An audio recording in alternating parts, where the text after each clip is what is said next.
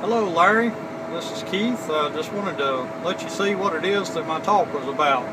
You see these tracks in front of me while we're planting soybeans here today. This is where the sprayer ran previously and has for years now. My tractor follows perfectly in these tracks based on the fact that our guidance lines are all lined up and in perfect coordination. So wanted to show you that we're planting soybeans today, give you a little idea about what it is that I was talking about. I'm sure you already know, of course. This field was in soybeans last year. You see the little soybean stubble in the rows, and then it was in corn the year before. You still see the corn residue all over the ground, and it's perfectly placed. That's just the way we like it. This corn residue is continuing to break down. Previous planter pass, the road cleaners have swept the residue out of the way, leaving a clean seed bed for the soybeans to be planted into. Right here is what the planter looks like as it moves the residue. Those road cleaners contact the residue and push it gently to the side and allow for all of the seed to be placed in a perfect seed bed.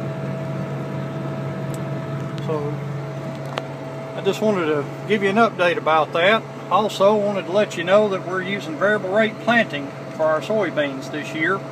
You can see the different colors on this screen. It indicates where the prescription changes. Seeding rates will change according to soil type or other factors. And this is the second year we've used prescription seeding for our soybeans. So we're putting out 96,000, 110,000, and 124,000 seed per acre based on these zones. Just wanted to give you a quick update, and I'll talk to you later. Bye.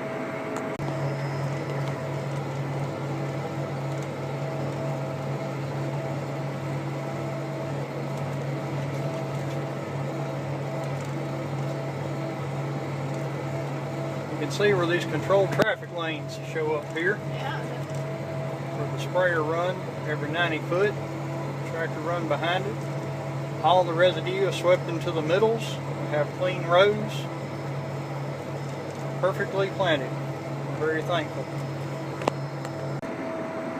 This is what our controlled traffic system looks like. These are the sprayer tracks that are permanently established. They've been here for several years now. We're sharing AB lines between the tractor and the sprayer, running a 30-foot planter and a 90-foot sprayer. See how the tractor wheels are directly on top of those wheel tracks. Also notice that we're using spacers on this tractor to achieve this 120-inch wheel spacing. This is an ILS front end or an 8245R John Deere, and we're utilizing John Deere spacers.